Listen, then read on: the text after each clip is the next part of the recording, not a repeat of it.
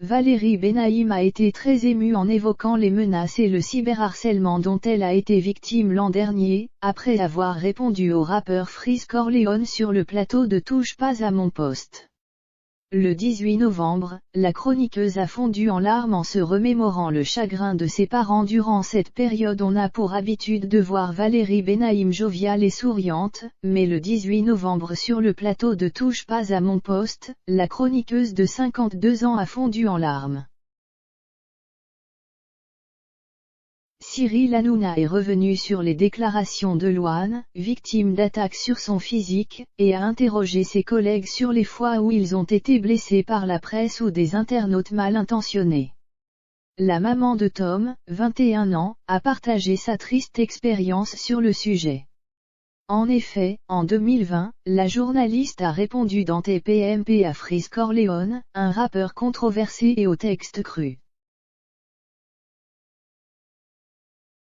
La chroniqueuse cesse attirer les foudres de certains internautes, qui se sont mis à la harceler, la menacer et l'insulter.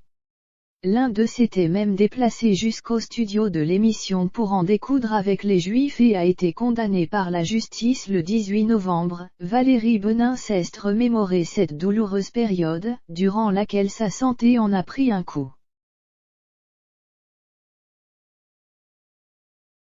D'habitude, je suis un peu bisounours, donc recevoir un flot de haine y compris antisémite comme ça, je ne m'y attendais pas. Je n'ai pas compris, a confié la compagne de Patoche. Après la polémique avec le rappeur, ça a été vraiment très dur et vous m'avez été d'un grand secours, a-t-elle affirmé à Cyril Hanouna, son grand ami. Il y a eu de la violence physique aussi et vous m'avez donné un garde du corps pendant quelque temps. Mais ce qui m'a vraiment touché, c'est que ça a fait de la peine à mes parents. Ils ont eu peur. Ma mère était inquiète pour moi, a-t-elle déclaré, en essuyant ses larmes, mais je suis très heureuse parce que les téléspectateurs ont été adorables. Nous, on est fort, on sait que c'est de la télé, que ça va passer et qu'il faut prendre de la distance.